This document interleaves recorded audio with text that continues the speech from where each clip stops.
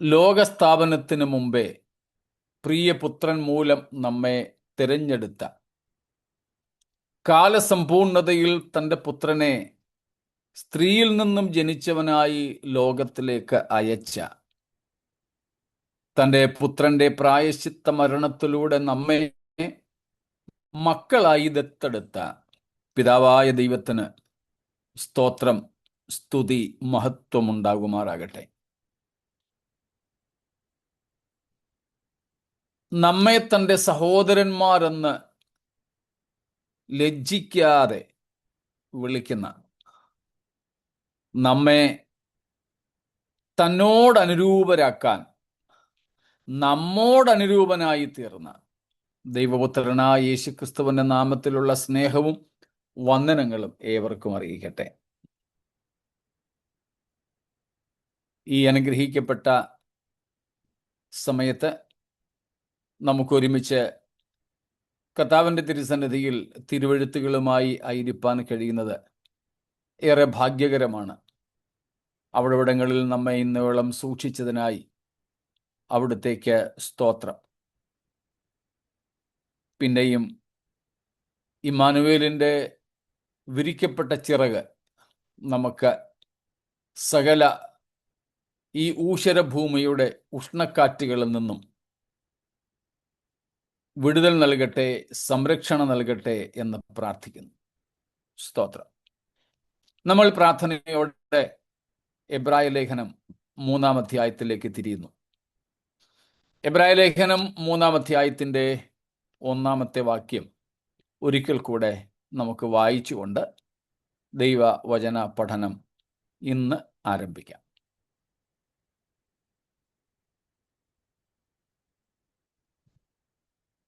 അതുകൊണ്ട് വിശുദ്ധ സഹോദരന്മാരെ, സ്വർഗീയ വിളിക്ക് ഓഹരിക്കാരായുള്ളവരെ, നാം സ്വീകരിച്ചു പറയുന്ന അപ്പോസ്തലനും മഹാപുരോഹിതനുമായ യേശുവിനെ ശ്രദ്ധിച്ചു നോക്കുവിൻ. മോശ ദൈവഭവനത്തിലൊക്കെയും വിശ്വസ്തനായതുപോലെ യേശുവും തന്നെ നിയമിച്ചാക്കിയവന് വിശ്വസ്തനാകുന്നു. സ്തോത്രം. Thank you Sonal brother.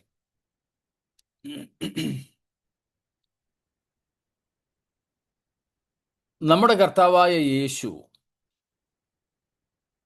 പഴയ നിയമത്തിൻ്റെ മധ്യസ്ഥനായ മോശയേക്കാൾ ശ്രേഷ്ഠൻ, അതിശ്രേഷ്ഠൻ എന്ന് വിവരിക്കുന്ന വേദഭാഗമാണല്ലോ 3-ാം അധ്യായം.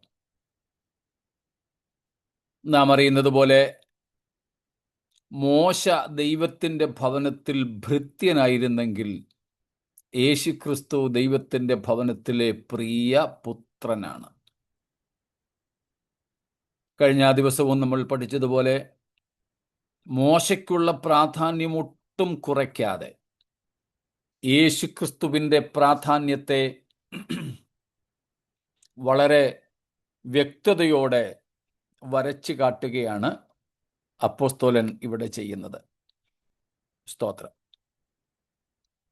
യേശുവിനെ ഊതിപ്പെരിപ്പിച്ച് കാണിക്കേണ്ട ആവശ്യം നമുക്കില്ല. മറ്റ് പലരെയും ഊതിപ്പെരിപ്പിച്ച് കാണിക്കണം.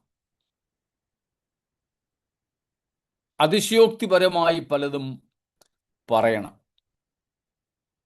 എന്നാൽ ക്രിസ്തുവിനെ കുറിച്ച് അങ്ങനെയേ വേണ്ട. നമ്മുടെ ഇടയിലും നമ്മുടെ നേതാക്കന്മാരെ കുറിച്ചൊക്കെ പലപ്പോഴും പലതും പറയുന്നത് അതിശയോക്തിപരമായിട്ടാണ്. മുമ്പൊരിക്കൽ ഞാൻ പറഞ്ഞതാ, ഞാൻ ഒരു സ്ഥലത്ത് തന്നെ കൺവെൻഷന് വിളിച്ചിട്ട് പ്രസംഗിക്കാൻ പോയി. എന്നെ പരിചയപ്പെടുത്തിയപ്പോൾ എന്നെ അറിഞ്ഞുകൂടാത്ത, ആദ്യമായിട്ട് കാണുന്ന ഒരു ദൈവദാസനാണ് എന്നെ പരിചയപ്പെടുത്തുന്നത്. ഇന്നത്തെ അത്രയൊന്നും സെൽഫ് ഇൻട്രൊഡക്ഷൻ എന്ന് പറയാറില്ല. ഇപ്പോഴതൊരു ശുശ്രൂഷയുടെ ഭാഗമാണ്. Introducing the preacher. അത് ഒരു പ്രത്യേക സ്ലോട്ടാണ്. ഇന്ന് നേരത്തെ തന്നെ ചോദിക്കും എന്തൊക്കെയാ പറയേണ്ടതെന്ന്. അപ്പോൾ അവർക്കറിയാത്തതും കൂടെ നമ്മുടെ കയ്യിൽ നിന്ന് മേടിച്ചിട്ടാ ഇന്നത്തെ ഇൻട്രൊഡക്ഷനൊക്കെ, ഇന്നത്തെ പരിചയപ്പെടുത്തൽ. അന്ന് പിന്നെ അങ്ങനൊന്നും ഇല്ലാത്ത സമയമാണ്, കുറേ വർഷങ്ങൾക്ക് മുമ്പ്. എന്നിട്ടും പരിചയപ്പെടുത്തൽ. അപ്പം പറഞ്ഞു, "ഹും, ലോകത്തിൽ മാത്രമല്ല ഇന്ത്യയിലും കർത്താവിൻ്റെ ദാസൻ ശുശ്രൂഷിക്കുന്നയാളാണ്. ലോകത്തിൽ മാത്രമല്ല ഇന്ത്യയിലും." ഇപ്പോൾ ലോകത്തിന് പുറത്താ ഇന്ത്യൻ തോന്നുന്നു. എന്നിട്ട് പിന്നെ അദ്ദേഹം തിരുത്തി പറഞ്ഞു, ലോകത്തിലെ പല രാജ്യങ്ങളിലും. ഞാൻ എഴുന്നേറ്റ് പ്രസംഗിക്കാൻ നേരം പറഞ്ഞു, എന്നെക്കുറിച്ച് പറഞ്ഞതിനൊക്കെ നന്ദി, പക്ഷേ എൻ്റെ ഈ പാസ്പോർട്ട് പോലും ഇല്ല ഇതുവരെ. പാസ്പോർട്ടിന് അപ്ലൈ ചെയ്തിട്ട് പോലും ഇല്ലാത്ത ഞാനാണ് ലോകത്തിൻ്റെ രാജ്യങ്ങളിലൊക്കെ പ്രസംഗിക്കുന്നെന്ന് പറഞ്ഞത്. വെറുതെ. അതിനു മുമ്പ് ഒരിക്കൽ കേരളത്തിലെ യുവജന ക്യാമ്പുകളിൽ ഒരു സമയത്ത്, ഓണത്തിൻ്റെ ഒരു സമയത്ത് യൂത്ത് ക്യാമ്പ്സ് ഒക്കെ നടക്കുന്ന 2-3 മീറ്റിങ്ങുകളുണ്ടായിരുന്നു. അതിലൊരിടത്ത് ശുശ്രൂഷിക്കുമ്പോൾ അത് കഴിഞ്ഞിട്ട് പോകുന്ന സ്ഥലത്തെ സംഘാടകർ എന്നെ കാണാനായിട്ട് നോട്ടീസും ഒക്കെ ആയിട്ട് വന്നു. അന്ന് ഈ വാട്സപ്പിലെ ഫ്ലയറും ഒന്നും അത്ര പ്രചാരത്തിലായിട്ടില്ലാത്ത കാലം. വന്നിട്ട് എന്നെ ഫ്ലയർ കാണിച്ചപ്പം ഞാൻ പറഞ്ഞു, ഇത് ഞാനല്ലല്ലോ. ഫോട്ടോ ഇല്ല, അന്ന് ഫോട്ടോ ഒന്നും അങ്ങനെ വെക്കാറില്ല, പേരേ ഉള്ളൂ. അല്ല ഇത്, അപ്പോൾ ഈ മീറ്റിങ്ങിനൊക്കെ പോകുന്നതുകൊണ്ട് ചിലരൊക്കെ സാറെന്നാ വിളിക്കുന്നത്. ഇത് സാറിൻ്റെ. ഞാൻ പറഞ്ഞു, ഇത് ഞാനല്ല. അയ്യോ, അതെന്താ? വെച്ചിരിക്കുന്നത് ഡോക്ടർ വി.ഒ. വർഗീസ് എന്ന്. ഞാൻ പറഞ്ഞു, ഞാൻ 10ാം ക്ലാസ്സുകാരനാ. ഒരു ചുമ്മാ ഡോ പോലും ഇല്ല. ഇപ്പം നമ്മുടെ ഇടയിലൊക്കെ പറയുന്നത് പോലെ ഒരു ചുമ്മാ ഡോ പോലും ഇല്ലാത്തയാളാ ഞാൻ. ഇതെവിടുന്ന് കിട്ടി? പേരെൻ്റേതും ഡോക്ടർ വേറെ ആരണ്ടിടുക, ഇതെങ്ങനെ പറ്റും? അതുകൊണ്ട് ഞാൻ പറഞ്ഞു, എന്നെ അവിടെ നിന്ന് സംബോധന ചെയ്തേക്കരുത്.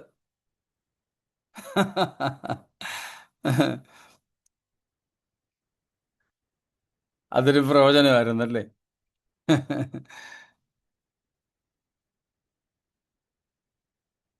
അപ്പം ഞാൻ പറഞ്ഞു തന്നെ സാരം ഇത്രയേ ഉള്ളൂ. അപ്പം എൻ്റെ കാര്യം തന്നെ പറഞ്ഞാൽ പിന്നെ മറ്റാർക്കും ബുദ്ധിമുട്ടുണ്ടാവില്ലെന്ന് പറഞ്ഞ് ഞാൻ എൻ്റെ അനുഭവങ്ങൾ അങ്ങ് പറഞ്ഞതാ. അപ്പോൾ ലോകത്തിൽ ദൈവങ്ങളെക്കുറിച്ചായാലും മനുഷ്യരെക്കുറിച്ചായാലും അധികാരികളെക്കുറിച്ചായാലും ഒക്കെ നമ്മൾ പറയുന്നത് ഒത്തിരി ഊതിപ്പെരിപ്പിച്ച കാര്യങ്ങളാണ്. ഇപ്പോഴും എവിടെയെങ്കിലും ഒക്കെ ചെല്ലുമ്പോൾ അവർ വന്ന് പറയാറുണ്ട്, പാസ്റ്റർ എന്തൊക്കെയാ ഒരു സെൽഫ് ഇൻട്രൊഡക്ഷൻ. പലയിടത്തും ഇൻ്റർവ്യൂവിനൊക്കെ പോകുമ്പോഴാണ്, ഔദ്യോഗിക സെക്യുലർ വേൾഡിലൊക്കെ ഇൻ്റർവ്യൂവിനൊക്കെ പോകുമ്പോഴാണ് ഇൻട്രൊഡ്യൂസ് യുവർ സെൽഫ് എന്നൊക്കെ പറയുന്നത്. അതുപോലെ ഇപ്പം ഞങ്ങളൊക്കെ പ്രസംഗിക്കാൻ പോയാലും ആ ഇൻ്റർവ്യൂവിൻ്റെ ഒരു ഭാഗം ഇവിടെയുണ്ട്, സെൽഫ് ഇൻട്രൊഡക്ഷൻ. സ്തോത്രം. വേണ്ട, യേശുക്രിസ്തുവിന് അങ്ങനെയുള്ള പൊടിപ്പും തൊങ്ങലുമൊന്നും വയ്ക്കേണ്ട ആവശ്യമില്ല. നമ്മുടെ ആരുടെയും എക്സാജറേഷൻസിൻ്റെ, അതിശയോക്തികളുടെ ആവശ്യം യേശുവിനില്ല. വേദപുസ്തക എഴുത്തുകാരാകട്ടെ, ഇന്നത്തെ സുവിശേഷ പ്രസംഗകരാകട്ടെ, യേശുവിന് വേറെ ഒന്നും ഏച്ചു വെച്ചു കൊടുക്കേണ്ട ആവശ്യമില്ല. യേശുവിന് ഉള്ളതുപോലും മൊത്തം പറയാൻ അറിഞ്ഞുകൂടാത്തവരാണ് നമ്മൾ. യേശുക്രിസ്തുവിൻ്റെ അസലായ ആസ്തികതയുടെ മഹത്വത്തെ ചൊവ്വയെ മനസ്സിലാക്കാൻ കഴിയാത്തവരാണ് നമ്മൾ. കർത്താവിന് വേറെ ഒന്നും വെച്ചു കൊടുക്കേണ്ടതില്ല.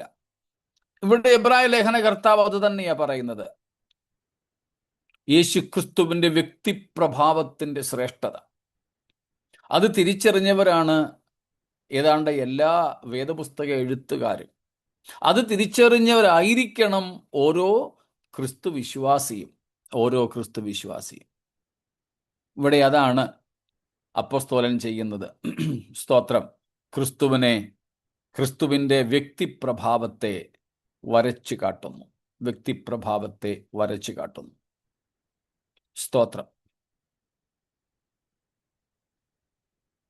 എന്നാൽ നമ്മളിപ്പോൾ നിൽക്കുന്നത് നാം ആരാണ് എന്ന ചിന്തയില്ല.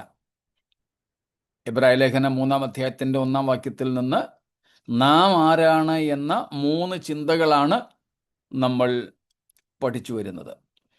അതിൽ ഒന്നാമത്തേത് കണ്ടു, നാം വിശുദ്ധന്മാരാണ്. Since we are blood washed and blood bought, we are Holi.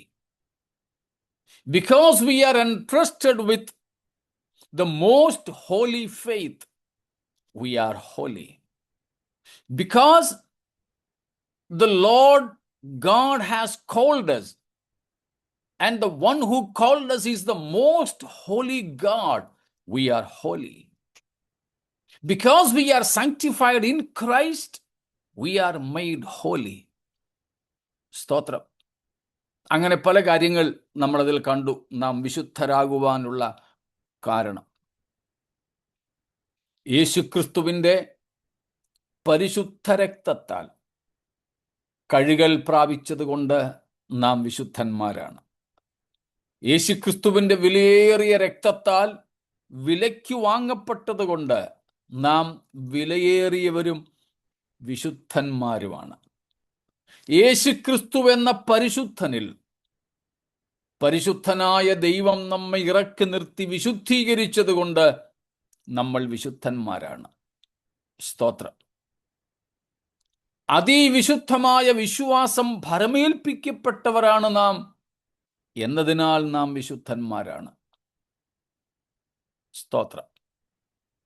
എന്നതിനാൽ നാം വിശുദ്ധന്മാരാണ്. അങ്ങനെ നമ്മൾ വിശുദ്ധന്മാരാകുന്നതിനുള്ള ഒത്തിരി കാര്യങ്ങൾ അതിനകത്തിലുണ്ട്. അതിലൊന്നാണ് ഈ 3-ന്റെ 1-ാമത്തെ വാക്യത്തിലെ 3-ാമത്തെ ഘടകം, വി ആർ കോൾഡ്. നാം വിളിക്കപ്പെട്ടവരെന്ന നിലയിലും വിശുദ്ധന്മാർ ആണ്. സ്തോത്രം. കാരണം ദൈവം നമ്മെ വിളിച്ചിരിക്കുന്നത് അശുദ്ധിക്കല്ല, വിശുദ്ധിക്കത്രേ. അതിലേക്ക് നമ്മൾ വരുന്നുണ്ട്. അപ്പോൾ ഇങ്ങനെയെല്ലാമുള്ള വിവിധ കാരണങ്ങളാൽ നാം ആരാണെന്ന് നമ്മെ തന്നെ തിരിച്ചറിയുക, വിശുദ്ധന്മാരാണ്. രണ്ടാമത് നാം അവിടെ കാണുന്നു, നമ്മുടെ കർത്താവായ യേശുവിനോട് സഹോദര ബന്ധം പുലർത്തുന്നവരാണ്. നമ്മൾ യേശുവിനെ സഹോദരനാക്കിയതല്ല, ദൈവം നമ്മെ മക്കളാക്കി തീർത്തപ്പോൾ ക്രിസ്തു നമ്മെ സഹോദരങ്ങൾ ആക്കി, അല്ലെങ്കിൽ ക്രിസ്തു തന്നെ തന്നെ നമുക്ക് സഹോദരനാക്കി തന്നു. അങ്ങനെ നമ്മൾ വിശുദ്ധ സഹോദരന്മാരായി. സ്തോത്രം. മൂന്നാമത്തേതായിരുന്നു നമ്മളിപ്പോൾ ചിന്തിച്ചു വന്നത്. ഇന്നത് നിർത്തുവാനായിട്ട് ആഗ്രഹിക്കുന്നു. അതാണ് സ്വർഗീയ വിളിക്ക് ഓഹരിക്കാരായവർ, partakers of the heavenly calling. സ്വർഗീയ വിളിക്ക് നാം ഓഹരിക്കാർ. എന്തിനാണ് ദൈവം നമ്മെ പ്രഥമമായി വിളിച്ചതെന്നും പ്രധാനമായി വിളിച്ചതെന്നും കണ്ടു. The purpose, the primary and the ultimate purposes of God's calling, we have already seen. We are called for fellowship, or unto the fellowship of the Son of God. കർത്താവായ യേശുക്രിസ്തു എന്ന ദൈവപുത്രനോടുള്ള കൂട്ടായ്മയിലേക്ക് ദൈവം നമ്മെ വിളിച്ചു. നമ്മെ വിളിച്ചതിൻ്റെ ഏറ്റവും പരമമായ ലക്ഷ്യവും നമ്മൾ കണ്ടു, നമ്മുടെ കർത്താവായ യേശുവിനെ പോലെ ആവുക. ഏറ്റവും ഒടുവിൽ ശനിയാഴ്ച രാത്രിയിൽ നമ്മൾ പറഞ്ഞു നിർത്തിയത് ഓർമ്മ കാണുമല്ലോ. സ്വർഗീയ വിളിക്ക് നാം ഓഹരിക്കാർ എന്നതിൻ്റെ 2 മുഖങ്ങൾ. സ്തോത്രം. 2 facets of heavenly calling. Both are one in answer, but 2 in its specifications. ഉത്തരം 2ൻ്റെയും ഒന്നാണ്. എന്താണെന്ന് ഓർമ്മ കാണുമായിരിക്കുമല്ലോ.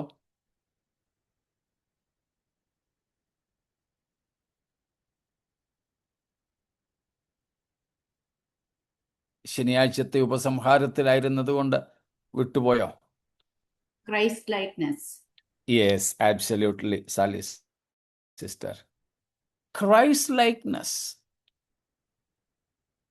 സ്വർഗീയ വിളിക്ക് നാം ഓഹരിക്കാർ എന്നതിന് രണ്ട് മുഖങ്ങൾ.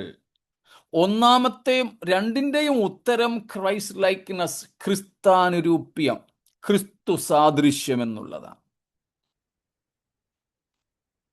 അതിൽ ആത്യന്തിക ലക്ഷ്യം നമ്മൾ ദൈവപുത്രന്റെ സ്വരൂപത്തോടനുരൂപരായി തീരുക. നമ്മുടെ പ്രത്യാശ അതാണ്.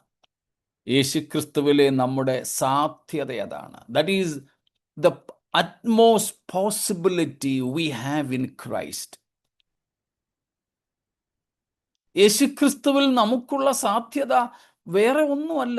നാം ഇന്ന് പലപ്പോഴും പലരിൽ നിന്നും കേൾക്കുന്നത് പോലെ കടം മാറുന്നതും ജപ്തി ഒഴിയുന്നതും രോഗം തീരുന്നതും പാസ്പോർട്ടിൽ വീസ അടിക്കുന്നതും ഇതൊന്നുമല്ല യേശുക്രിസ്തുവിൽ നമ്മുടെ സാധ്യത. പകരം യേശുക്രിസ്തുവിനെ പോലെ ആകുക, മഹത്വത്തിൽ, തേജസ്സിൽ. സ്തോത്രം. Becoming like the exalted Christ, the magnified Christ, the glorified Messiah. അതാണ് നമ്മുടെ ആത്യന്തിക ലക്ഷ്യം, ക്രൈസ്റ്റ് ലൈക്ക്നെസ് എന്നുള്ളത്. പക്ഷേ അത് നമ്മൾ പ്രാപിക്കുന്നത് നമ്മുടെ കർത്താവിൻ്റെ വരവിൽ മാത്രമേ ഉള്ളൂ, അല്ലെങ്കിൽ വരവിന് ശേഷമേ ഉള്ളൂ. വരവിന് ശേഷം എന്ന് പറഞ്ഞാൽ ആ വരവിൽ തന്നെ കർത്താവ് സ്വർഗത്തിൽ നിന്ന് ഇറങ്ങി വരുന്ന, സഭ ഭൂമിയിൽ നിന്നും എടുക്കപ്പെടുന്ന ആ സമയത്ത് തന്നെ സംഭവിക്കും. അപ്പോഴേ സംഭവിക്കൂ, അതിനു മുമ്പ് സംഭവിക്കില്ല. അതിനു മുമ്പ് പ്രത്യാശയും അതിനുവേണ്ടി റിസർവ് ചെയ്യപ്പെട്ട, അതിനുവേണ്ടി സൂക്ഷിക്കപ്പെടുന്ന അവസ്ഥയും മാത്രമേ ഉള്ളൂ. സ്തോത്രം. എന്നാൽ രണ്ടാമത്തെ മുഖമാണ് നമ്മൾ ഏറ്റവും ഒടുവിൽ ചിന്തിച്ചത്. സ്വർഗീയ വിളിക്ക് ഓഹരിക്കാർ എന്ന് പറയുമ്പോൾ ദൈവം നമ്മെ വിളിച്ചത് സ്വർഗീയ വിളി കൊണ്ടാണ് എന്ന് വെച്ചാൽ നാം സ്വർഗീയനെ പോലെ ജീവിക്കാനാണെന്ന്. നമ്മളതിനെപ്പറ്റി കണ്ടത് തേജസ്സിലിരിക്കുന്ന യേശുക്രിസ്തുവിനോട് നമ്മൾ സമന്മാരായി തീരണമെങ്കിൽ, സാദൃശ്യത്തിൽ ആകണമെങ്കിൽ അതിനുള്ള ഇക്വേഷൻ, അതിനുള്ള സൂത്രവാക്യം, അതിനുള്ള വ്യവസ്ഥ വളരെ ലളിതമായി നമ്മൾ മനസ്സിലാക്കി. ഭൂമിയിൽ ജനിച്ച് ജീവിച്ച മനുഷ്യനായ യേശുവിനെ പോലെ ജീവിക്കുക.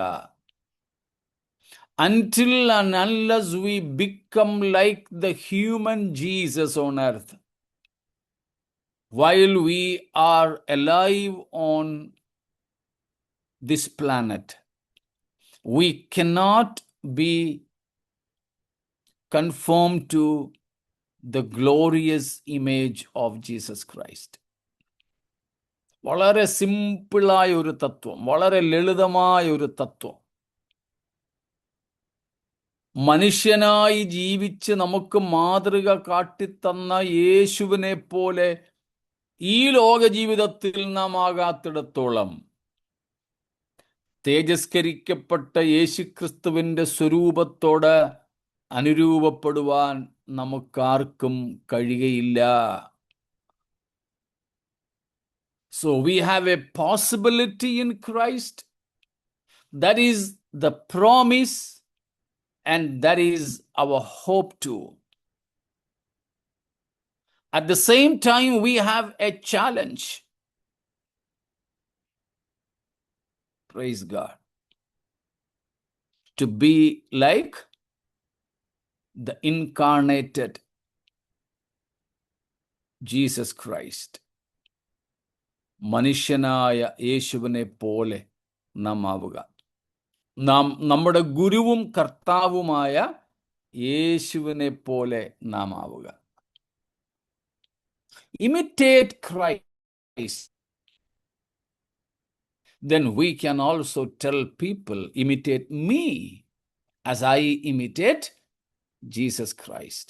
പൗലോസ് പറയുന്നു, ഞാൻ ക്രിസ്തുവിൻ്റെ അനുകാരി ആയിരിക്കുന്നത് പോലെ നിങ്ങളും എൻ്റെ അനുകാരികൾ ആകുവിൻ. നാം യേശുവിനെ അനുകരിക്കുന്നവരായാൽ നമുക്കും പൗലോസിനെ പോലെ മറ്റുള്ളവരോട് പറയാം, നിങ്ങൾ എൻ്റെ അനുകാരികൾ ആകുവിൻ. സ്തോത്രം. അപ്പം നമ്മുടെ മുമ്പിലുള്ള വെല്ലുവിളിയാണ് മനുഷ്യനായ യേശുവിനെ പോലെ ജീവിക്കുക. അതാണ് സ്വർഗീയ വിളിയുടെ രണ്ടാമത്തെ മുഖം എന്ന് നമ്മൾ കണ്ടു. സ്തോത്രം. നാം ഈ ഭൂമിയിൽ ജീവിക്കുന്നെങ്കിലും സ്വർഗത്തിൻ്റെ ഒരു മിനിയേച്ചർ, ഒരു മിനി ഹെവനായിട്ട് വേണം നാം ജീവിക്കാൻ. നമുക്കറിയാം, നമ്മുടെ ഇന്ത്യയിൽ വിദേശ രാജ്യങ്ങളുടെ എംബസീസ് ഉണ്ട്. സ്തോത്രം. വിദേശ രാജ്യങ്ങളിലെ, ഉദാഹരണത്തിന് അമേരിക്കൻ എംബസി ആയിക്കോട്ടെ, നാം അവിടെ ചെന്നാൽ അതൊരു മിനി USA. അതൊരു ചെറിയ അമേരിക്ക. അവിടെ ഇന്ത്യയിലാണെങ്കിലും അവിടെ നടപ്പാകുന്നത് അമേരിക്കൻ നിയമങ്ങളാണ്, അമേരിക്കൻ സംസ്കാരമാണ്, അവിടെ അമേരിക്കൻ പതാകയാണ്. ഇതുപോലെ നാം ഇന്ന് ജീവിക്കുന്നത് ഭൂമിയിലാണ്, നടക്കുന്നത് ഭൂമിയിലാണ്, താമസം ഭൂമിയിലാണ്. പക്ഷേ നമ്മൾ കഴിഞ്ഞ ദിവസം കണ്ടു, നമ്മൾ എവിടെ ഇരുത്തപ്പെട്ടിരിക്കുന്നു? സ്വർഗത്തിൽ. നാം എവിടെ ഇരുത്തപ്പെട്ടിരിക്കുന്നു? ക്രിസ്തുവിനോടുകൂടെ ദൈവത്തിൽ. ആ രണ്ട് കാര്യങ്ങൾ നമ്മൾ കണ്ടു. We are seated in the heavenlies. We are seated with Christ in God. സ്തോത്രം. കൊലോസ്യർ 3-ാം അധ്യായം 3-ാം വാക്യമാണ് നമ്മൾ കണ്ടത്. സ്തോത്രം. നമ്മൾ മരിച്ചു, നമ്മുടെ ജീവൻ ക്രിസ്തുവിനോട് കൂടെ ദൈവത്തിൽ മറഞ്ഞിരിക്കുന്നു. സ്തോത്രം. അതാണ് in Christ, in Christ, in Christ എന്ന് പറയുന്നത്. അതാണ് നമ്മൾ കണ്ടത്.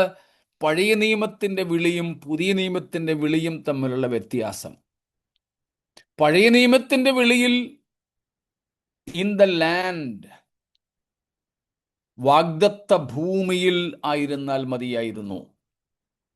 But in the New Testament we have to be in Christ. ക്രിസ്തുവിലായിരുന്നേ പറ്റൂ. പഴയ നിയമത്തിൽ വാഗ്ദത്ത ഭൂമിക്ക് പുറത്താണവരെങ്കിൽ അവർ ദൈവീക അനുഗ്രഹത്തിൽ നിന്നും വാഗ്ദത്തങ്ങളിൽ നിന്നും പുറത്താണെന്നായിരുന്നു വയ്പ്. അതുപോലെ തന്നെ നാം ഇന്ന് എന്തൊക്കെ പ്രാപിച്ചാലും, സ്തോത്രം, ക്രിസ്തുവിന് പുറത്താണെങ്കിൽ, ക്രിസ്തുവിലല്ലെങ്കിൽ ഒന്നുകൊണ്ടും നാം തൃപ്തിപ്പെടരുത്. സ്തോത്രം. അപ്പോൾ ഇൻ ക്രൈസ്റ്റ്. അപ്പോൾ നാം സ്വർഗത്തിൽ ഇരുത്തപ്പെട്ടിരിക്കുന്നു, നാം ക്രിസ്തുവിൽ ആയിരിക്കുന്നു, അല്ലെ ക്രിസ്തുവിനോടുകൂടെ ദൈവത്തിൽ മറഞ്ഞിരിക്കുന്നു എങ്കിൽ, ഈ ഭൂമിയിലാണ് ജീവിതമെങ്കിലും ഇവിടുത്തെ പാസ്പോർട്ടും ഇവിടുത്തെ ആധാർ കാർഡും ഇവിടുത്തെ സോഷ്യൽ സെക്യൂരിറ്റി നമ്പരും ഒക്കെയാണ് നമ്മുടെ കയ്യിൽ ഇരിക്കുന്നതെങ്കിലും നാം എവിടുത്തുകാരെ പോലെ ജീവിക്കണം.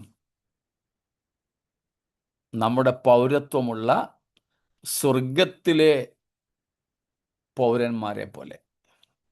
അതാണ് സ്വർഗീയ വിളിക്ക് ഓഹരിക്കാരെന്നതിൻ്റെ രണ്ടാം ഭാഗമായി നമ്മൾ കണ്ടത്. സ്തോത്രം.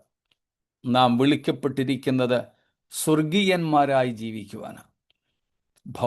ഭൗതികന്മാരും ലൗകികന്മാരുമായി ജീവിക്കുവാനല്ല, ലോകത്തിലാണെങ്കിൽ കൂടെ. ആ വെല്ലുവിളി ഏറ്റെടുക്കുവാൻ ഈ ഒരു പ്രയോഗം നമ്മെ സഹായിക്കട്ടെ എന്ന് പ്രാർത്ഥിക്കുന്നു. സ്വർഗീയ വിളിക്ക് ഓഹരിക്കാരായുള്ളവരെ. സ്തോത്രം. ഇത്രയും കാര്യങ്ങളിൽ എന്തെങ്കിലും ചോദ്യങ്ങളുണ്ടോ?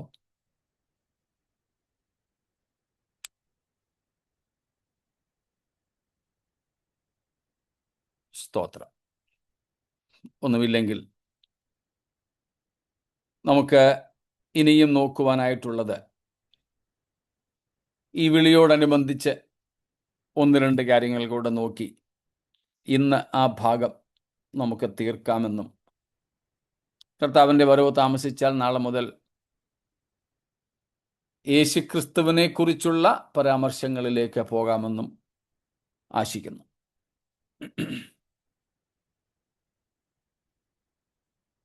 കോളിംഗ്, സ്വർഗീയ വിളിക്ക് നാം ഓഹരിക്കാർ. ഈ വിളിയെക്കുറിച്ച് വേദപുസ്തകം പരിചയപ്പെടുത്തുന്ന 3-4 പ്രയോഗങ്ങളുണ്ട്. അതാണ് ഇനി നമ്മൾ നോക്കുന്നത്. അത് ഓരോന്നും വിവരിക്കാൻ നമ്മൾ പോകുന്നില്ല. വിവരിക്കാൻ പോയാൽ അത് ഒത്തിരി അങ്ങ് നീളും. അത് ഓരോന്നും എടുത്ത് നമുക്ക് പഠിക്കാനുള്ളതാണെങ്കിലും ഹെഡിങ് മാത്രം പറഞ്ഞ് വിടാനാണ് ആഗ്രഹം. This calling with which we are called is described as follows, or the description of this calling. ഈ വിളിയുടെ വിവരണങ്ങൾ, ഈ വിളിയുടെ വിളിപ്പേരുകൾ, ഈ വിളി എന്താണെന്ന് വേദപുസ്തകം പറയുന്നു. മറ്റ് ചില പ്രയോഗങ്ങളും കൂടെ നോക്കാം. അതിൽ ഒന്നാമത്തേതാണ് ഇപ്പോൾ നമ്മൾ കണ്ട സ്വർഗീയ വിളി, ഹെവൻലി കോളിംഗ്. ഹെവൻലി കോളിംഗ്, അതിൻ്റെ അർത്ഥം നമ്മൾ കണ്ടു. സ്വർഗത്തിൽ നിന്ന് വിളിച്ച വിളി, സ്വർഗത്തിലേക്ക് വിളിച്ച വിളി, സ്വർഗീയരെ പോലെ ജീവിക്കുവാൻ വിളിച്ച വിളി. ആ 3 പ്രധാനപ്പെട്ട കാര്യങ്ങളാണ് സ്വർഗീയ വിളി എന്നതുകൊണ്ട് നമ്മൾ അർത്ഥമാക്കിയത്. സ്വർഗീയ വിളിക്ക് ഓഹരിക്കാർ എന്നതുകൊണ്ട് അർത്ഥമാക്കിയത്. സ്തോത്രം.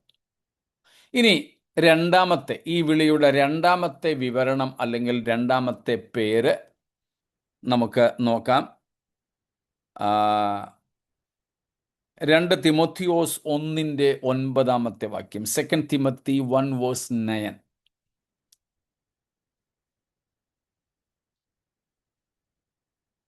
അവൻ നമ്മെ രക്ഷിക്കുകയും വിശുദ്ധ വിളി കൊണ്ട് വിളിക്കുകയും ചെയ്തു. അവിടെ കൊടുത്തിരിക്കുന്ന പേര് കണ്ടോ? വിശുദ്ധ വിളി, holy calling. The calling we are called with is first of all a heavenly calling.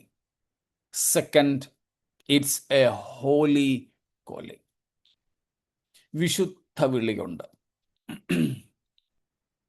അർത്ഥം ഇതൊക്കെ തന്നെ നമുക്ക് മനസ്സിലാക്കാം. എന്തുകൊണ്ടാണ് ഇത് വിശുദ്ധ വിളി? വിശുദ്ധനായ ദൈവം വിളിച്ചതുകൊണ്ട്. സ്തോത്രം. അതിലേറ്റവും പരമപ്രധാനം പരിശുദ്ധനായ ദൈവം വിളിച്ചു എന്നത് തന്നെയാണ്. പരിശുദ്ധൻ വിളിച്ച വിളിയായതുകൊണ്ട് അത് വിശുദ്ധ വിളിയാണ്. വിശുദ്ധിക്ക് വേണ്ടിയുള്ള വിളിയായതുകൊണ്ട് അത് വിശുദ്ധ വിളിയാണ്. വിശുദ്ധ ജീവിതത്തിന് വേണ്ടിയുള്ള വിളിയായതുകൊണ്ട് അങ്ങനെ അതിനോട് നമുക്ക് പലതും കൂട്ടിച്ചേർക്കാം. മൂന്നാമത്തേത്, സ്തോത്രം, മൂന്നാമത്തേത് ഗലാത്യർ 1:15, ഗലേഷ്യൻസ് 1:15.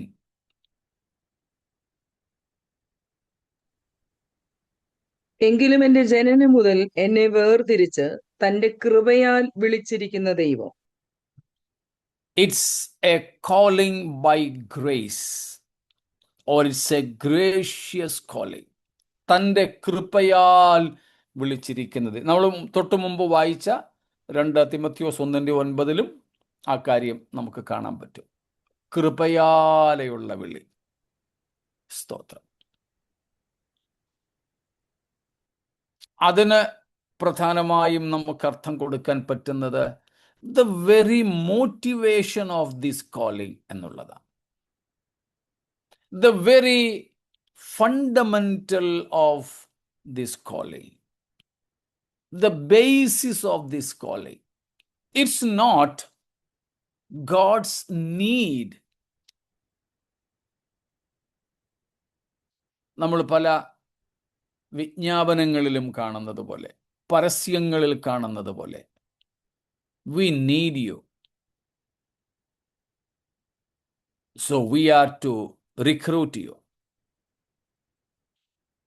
ഞങ്ങളുടെ കമ്പനിക്ക് നിങ്ങളെ ആവശ്യമുണ്ട്, അതുകൊണ്ട് ഞങ്ങൾ നിങ്ങളെ റിക്രൂട്ട് ചെയ്യുന്നു, തിരഞ്ഞെടുക്കുന്നു, വിളിക്കുന്നു. പക്ഷേ നമ്മളെ വിളിച്ച വിളി ദൈവത്തിന് ഏതാണ്ട് ആവശ്യമുണ്ടായിട്ട് വിളിച്ചാണോ? ഒരിക്കലുമല്ല.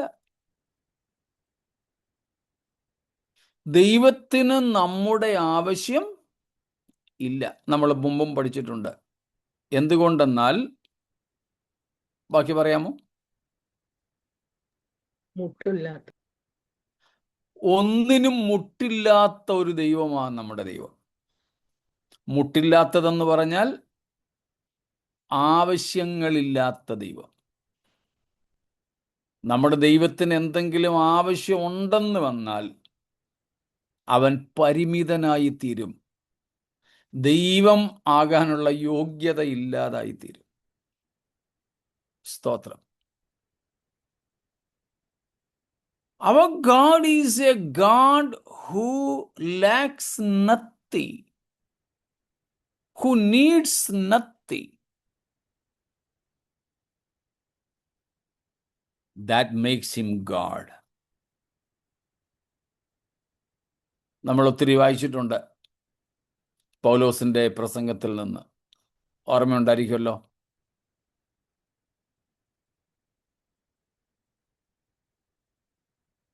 ആക്ട്സ് 17:24-25-26. അപ്പോസ്തലപ്രവൃത്തികൾ 17:24 മുതലുള്ള വാക്യങ്ങളാണ്. അവിടെ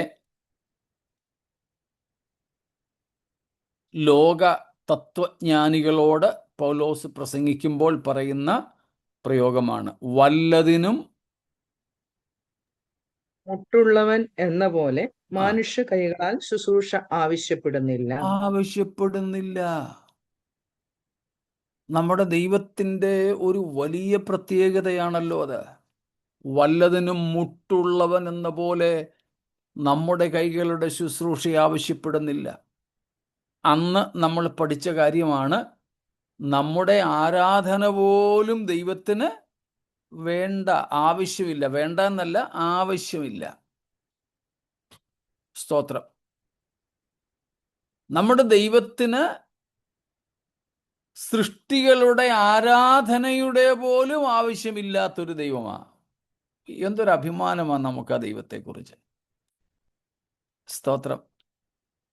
അതിൻ്റെയൊക്കെ ആഴങ്ങളിലേക്ക് ഇറങ്ങണം നമ്മൾ കേട്ടോ, ധ്യാനിക്കണം. ഇതൊക്കെ നമ്മളിങ്ങനെ പറഞ്ഞു വിടുമ്പം സമയത്തിൻ്റെയൊക്കെ പരിമിതിയാൽ നമുക്കിങ്ങനെയൊക്കെ പറഞ്ഞു വിടാനേ പറ്റൂ. പക്ഷെ നമ്മൾ ഒറ്റയ്ക്ക് അത് ധ്യാനിക്കണം. What a great God we serve, who has everything, who needs nothing, who lacks nothing, who is self-sufficient, who is abundant in everything. Stotram. Who enjoys the abundance of all things. What a great God we have. സ്തോത്രം. നമ്മൾ 0 watt bulb കത്തിച്ചില്ലെങ്കിൽ ഇരുട്ടത്തിരിക്കുന്നൊരു ദൈവമല്ല നമ്മുടെ ദൈവം. സ്തോത്ര കാഴ്ചയും ദശാംശവും കൊടുത്തില്ലെങ്കിൽ പട്ടിണിയാകുന്ന ദൈവമല്ല നമ്മുടെ ദൈവം. അതാണ് ഇസ്രായേൽ മക്കളോട് ദൈവം ഒരിക്കൽ ചോദിച്ചത്.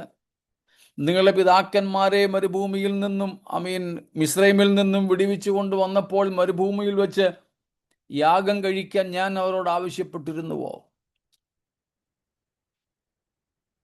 സ്തോത്രം. എനിക്ക് വിശന്നാൽ ഞാൻ നിന്നോട് ചോദിക്കുമോ? കാട്ടിലെ സകല മൃഗങ്ങളും ആകാശത്തിലെ പക്ഷികളും എനിക്കുള്ളവ. സ്തോത്രം. പാവം ദൈവം ജീവിച്ചു പോട്ടെന്നും പറഞ്ഞ് ഒന്നും കൊടുക്കണ്ട.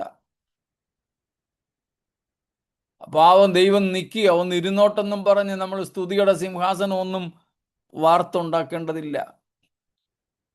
ഇസ്രായേലിന്റെ സ്തുതികളിൽ മേൽ വസിക്കുന്ന യഹോവ, ശരിയാ, അങ്ങനെയാണ് തിരുവെഴുത്ത് പറയുന്നത്. അതിൻ്റെ അർത്ഥം സ്തുതിച്ചില്ലെങ്കിൽ ദൈവത്തിന് ഇരിക്കാനൊന്നും ഇല്ല എന്നല്ല.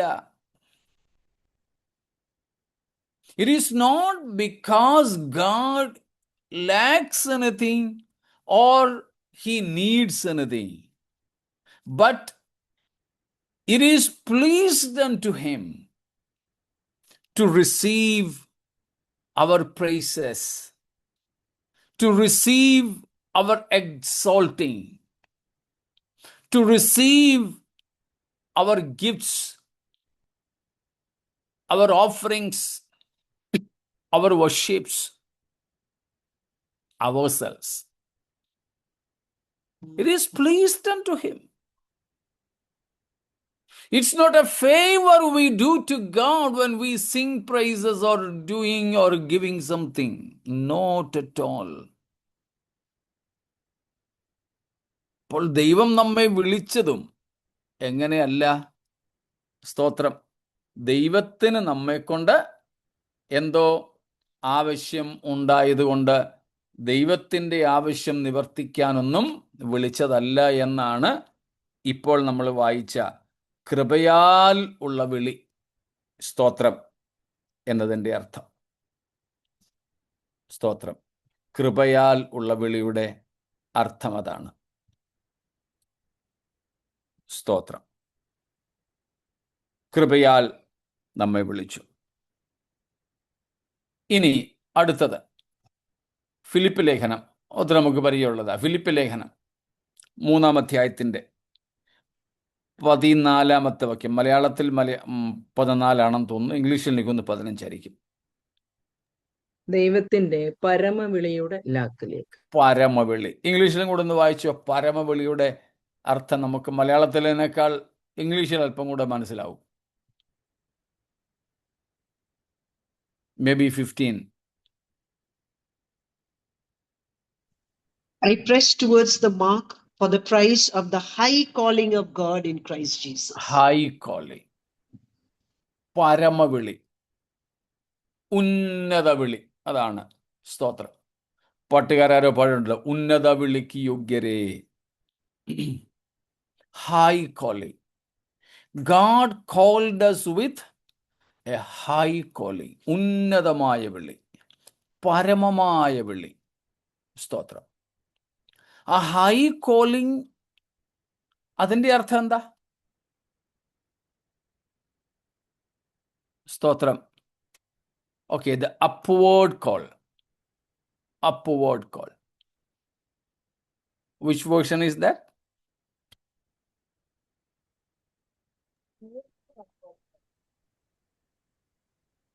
Stotra. High calling, upward calling, paramavili. What does that mean? What does that mean?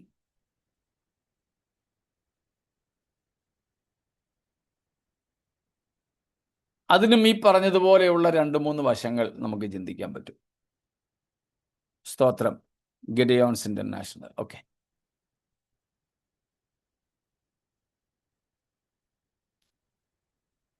പരമവിളിയാകാനുള്ള ഒന്നാമത്തെ കാരണം പരമൻ വിളിച്ചതാണ്. It is high calling because the highest God has called, the highest person. അത്യുന്നതൻ വിളിച്ചതുകൊണ്ട് ഇത് ഉന്നത വിളിയാ. അത്യുന്നതനാണ് നമ്മെ വിളിച്ചത്. ഈ ദൈവത്തെക്കാൾ വലിയ വേറെ ഒരുത്തൻ ഇല്ല. അതാണ് അത്യുന്നതൻ, ദ മോസ്റ്റ് ഹൈ ഗാഡ്. 91-ാം സങ്കീർത്തനം നമുക്ക് സാധാരണ തന്നെ മനഃപ്പാഠമാണ്. സ്തോത്രം. നമ്മുടെ ഇപ്പോഴത്തെ ബഹുമാനപ്പെട്ട കേരള മുഖ്യമന്ത്രി പോലും പറഞ്ഞു കേട്ടിട്ടുണ്ട്, ചില വേദികളിലൊക്കെ. 91 സങ്കീർത്തനമൊക്കെ വായിച്ചാൽ കലുഷിതമായ സന്ദർഭങ്ങളിൽ മനസ്സിന് ഭയങ്കര ശാന്തി ലഭിക്കുന്നു. ആത്മാർത്ഥമായിട്ടാണോ പറഞ്ഞതെന്ന് എനിക്കറിയില്ല, എന്തുവായിക്കൊള്ളട്ടെ. സ്തോത്രം.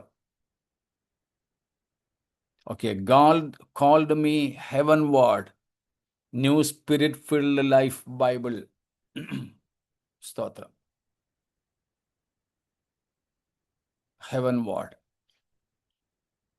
നമുക്കത് തന്നെ എടുക്കാം. രണ്ടാമത്തെ അർത്ഥം, ഉന്നതികളിലേക്ക് നമ്മെ വിളിച്ചത് കൊണ്ട്. ആ ഉന്നതി എന്ന് പറയുന്നതും ഭൂമിയിലെ ഭൗതികമായ ഉന്നതികളല്ല, സ്വർഗത്തിലേക്ക് നമ്മെ വിളിച്ചത് കൊണ്ട് എന്നർത്ഥം. അതെ, കർത്താവ് നമ്മെ വിളിച്ചത് ഈ കർത്താവ് ഇരിക്കുന്ന ഇടത്തേക്കാണ്. സ്തോത്രം.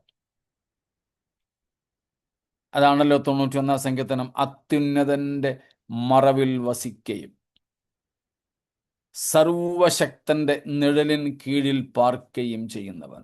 അപ്പോൾ അത്യുന്നതൻ. പ്രവാചകനും പറയുന്നുണ്ട്, ഉന്നതന് മീതേ. സ്തോത്രം. അത്യുന്നതൻ വാഴുന്നു മനുഷ്യരുടെ ഭരണകാര്യങ്ങളിൽ. സ്തോത്രം. ഒരു പാർട്ടിയുടെ പ്രസിഡന്റോ അല്ല, ഒരു രാഷ്ട്രത്തിൻ്റെ പ്രസിഡന്റോ, നമ്മുടെ ഇന്ത്യൻ ഭരണഘടന അല്ലെങ്കിൽ രീതി അനുസരിച്ച് പ്രധാനമന്ത്രിയോ ഒന്നുമല്ല ആത്യന്തികമായ അന്തിമമായ വാക്ക്. ഇവയ്ക്കെല്ലാം മീതെ ഒരു അത്യുന്നതൻ വാഴുന്നുണ്ട്. സ്തോത്രം. മറ്റാർക്കും വയ്ക്കുവാൻ കഴിയാത്ത ഉയരത്തിൽ സിംഹാസനം വെച്ചിരിക്കുന്നവൻ. സ്തോത്രം. യെശയ്യാവിന്റെ ഭാഷയിൽ പറഞ്ഞാൽ 6:1 നമ്മൾ കാണുന്നുണ്ട്, ഉന്നതനും ഉയർന്നവനും ശാശ്വത നിവാസിയുമായ. സ്തോത്രം. നമ്മുടെ അന്നമ്മ ആൻറ്റി മിക്കപ്പോഴും പ്രാർത്ഥിക്കുമ്പോൾ ഉച്ചരിക്കുന്ന ഒരു ദൈവവചന ഭാഗമാണ് യെശയ്യാവിൽ നിന്ന്. ഉന്നതനും ഉയർന്നിരിക്കുന്നവനും ശാശ്വതവാസിയും പരിശുദ്ധൻ എന്ന നാമമുള്ളവനുമായവൻ. ഒത്തിരി ഭരണപരിഷ്കാരങ്ങളൊക്കെ വരുത്തിയ ഉസിയ രാജാവ് മരിച്ചയാണ്ടിൽ ദുഃഖത്തോടിരിക്കുന്ന പ്രവാചകനെ ദൈവം കാണിച്ചു. ദൈവം ഉയർന്നും പൊങ്ങിയുമുള്ള സിംഹാസനത്തിലിരിക്കുന്നു. അത്യുന്നതനായ ദൈവം നമ്മെ വിളിച്ചതുകൊണ്ട് അത് പരമവിളി. പരമൻ നമ്മെ വിളിച്ചതുകൊണ്ട് അത് പരമവിളി. Because the most high God called us, this calling is a high calling. രണ്ടാമത്തേതാണ് നമ്മൾ കണ്ടത്, we are called unto himself, and therefore we are called to heaven, as God is a heavenly God. A heavenward calling. സ്തോത്രം. ഭൂമിയിലെ സംഗതികളൊക്കെ തപ്പിത്തടഞ്ഞ് ഇങ്ങനെ തപ്പിത്തിരഞ്ഞ് നടന്നിരുന്ന നമ്മെ വിളിച്ചിട്ട് മുകളിലോട്ട് കണ്ണുകൾ ഉയർത്തി ഇനി ഇങ്ങോട്ട് നോക്കി നടക്കാൻ. ആ വിളിയാണ് സ്തോത്രം. അതാണ് 14 വാക്യത്തിൽ പൗലോസ് പറയുന്നത്. ഏതാ? ഫിലിപ്പിയർ 3:14. എന്താ പൗലോസ് പറയുന്നത്? നമ്മൾ നേരത്തെ പഠിച്ചിട്ടുണ്ട്. 2 പദങ്ങൾ അവിടെ നിന്നും ഓർമ്മയുണ്ടല്ലോ. ലക്ഷ്യത്തിലേക്കും ലാക്കിലേക്കും. സ്തോത്രം. ലാക്കിലേക്കും വിരുദിലേക്കും. സ്തോത്രം. വിരുദിനായി ലാക്കിലേക്ക് ഓടുന്നു. ലാക്കാണ് ലക്ഷ്യം. ആ ലക്ഷ്യത്തിലെത്തിയാൽ കിട്ടുന്ന സമ്മാനമാണ് വിരുദ്. നമ്മളതിൽ പഠിച്ചിട്ടുണ്ട്. നമ്മുടെ ലക്ഷ്യം എന്താണ്? അഥവാ നമ്മുടെ ലാക്ക്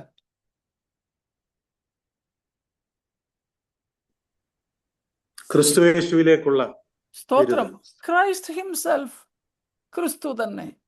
നമ്മൾ അവിടെ എത്തിയാൽ നമുക്ക് കിട്ടുന്ന വിരുദ പ്രൈസ്. Christ. Christ himself. ഇപ്പൊ നമ്മുടെ ലാക്കും നമ്മുടെ വിരുദും ക്രിസ്തു തന്നെ. അതുകൊണ്ട് നമ്മളെ ഭൂമിയിലേത് പലതും ഇങ്ങനെ തെരഞ്ഞ് കീഴോട്ട് നോക്കി നടക്കുമ്പോഴാണ് കർത്താവ് നമ്മെ ഈ പരമവിളി കൊണ്ട് വിളിച്ചത്. ഈ പരമവിളി കൊണ്ട് വിളിച്ചത്. സ്തോത്രം. വിളിച്ചിട്ട് നമ്മുടെ താടിക്ക് പിടിച്ച് മേപ്പോട്ടുയർത്തി. ഇനി താഴെ നോക്കിയല്ല നടക്കേണ്ടത്, മുകളിൽ നോക്കി നടക്കാൻ. മുകളിൽ എന്നതുകൊണ്ട് ഇവിടെ നമ്മൾ ഉദ്ദേശിക്കുന്നത് ക്രിസ്തു എന്നേ ഉള്ളൂ കേട്ടോ. സ്തോത്രം. അലൗകികനായ ക്രിസ്തു, അഭൗമികനായ ക്രിസ്തു, പ്രപഞ്ചത്തിന് അതീതനായ ക്രിസ്തു, അഖിലാണ്ടത്തിന് അതീതനായ ക്രിസ്തു, ഈ പ്രപഞ്ച സൃഷ്ടികൾക്കപ്പുറമുള്ള സ്രഷ്ടാവായ ദൈവം എന്നർത്ഥമാണ് ഇവിടെ മുകളിലേക്ക് എന്നതുകൊണ്ട് നമ്മൾ ഉദ്ദേശിക്കുന്നത്. അതുകൊണ്ട് ഈ വിളി പരമവിളി. പരമവിളി. സ്തോത്രം. A heavenward calling. പിന്നെ ഉയരത്തിൽ നിന്ന് നമ്മെ വിളിച്ചത് കൊണ്ട്, because this call comes from above. ഇത് പരമവിളി, ഉന്നത വിളി, ഹൈ കോളിംഗ്. മറ്റൊരർത്ഥം കൂടെ ഹൈ കോളിങ്ങിനുണ്ട്. അതെന്തുവാ?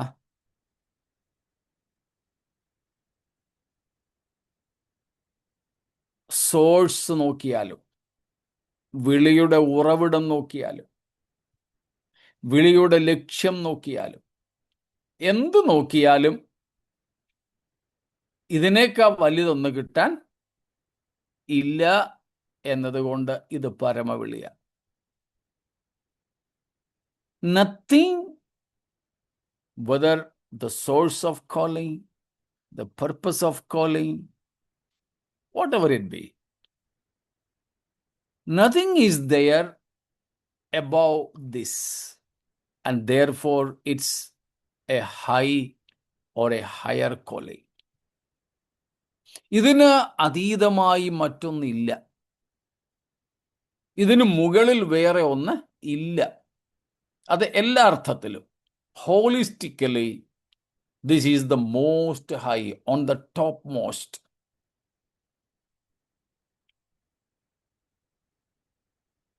സ്തോത്രം.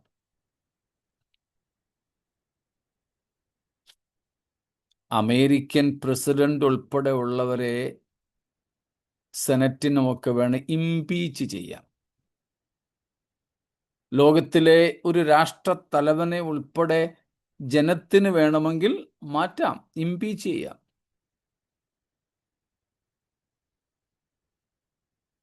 പക്ഷേ നമ്മുടെ ദൈവത്തിന് അതീതമായി ഒരു കൗൺസിൽ പോലും ഇല്ല. ഒരു ജനറൽ ബോഡി ഇല്ല. നമ്മുടെ സംഘടനാ ഭാഷയിൽ ഞാനങ്ങ് പറയുക. സ്തോത്രം.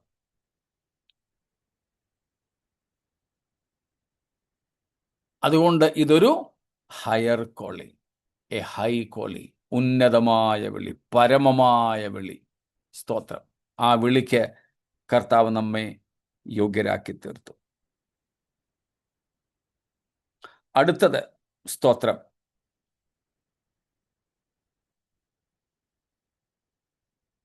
നമ്മൾ ഇന്നലെയോ കഴിഞ്ഞ ദിവസം കണ്ടതായിരുന്നു. റോമർ 8:28 വാക്യം. ഇന്ന് നമ്മൾ വായിച്ച 2 തിമോത്തിയോസ് 1:9 വാക്യവും രണ്ടിടത്ത് നമ്മൾ കാണുന്ന ഒരു പ്രയോഗമാണ് നിർണയപ്രകാരമുള്ള വിളി. And therefore this calling, according to these verses, is a calling according to God's purpose. സ്തോത്രം. നമുക്കതിനെ വേണമെങ്കിൽ ഗോഡ്സ് ഇറ്റേണൽ പർപ്പസ് എന്നും കൂടെ ഇറ്റേണൽ ബ്രാക്കറ്റിൽ ഇട്ടാൽ മതി, ചേർക്കാം. So this calling is according to the eternal purpose. ദൈവത്തിൻ്റെ നിത്യമായ പദ്ധതികൾക്കനുസരിച്ചുള്ള ഒരു വിളിയാണ്. സ്തോത്രം.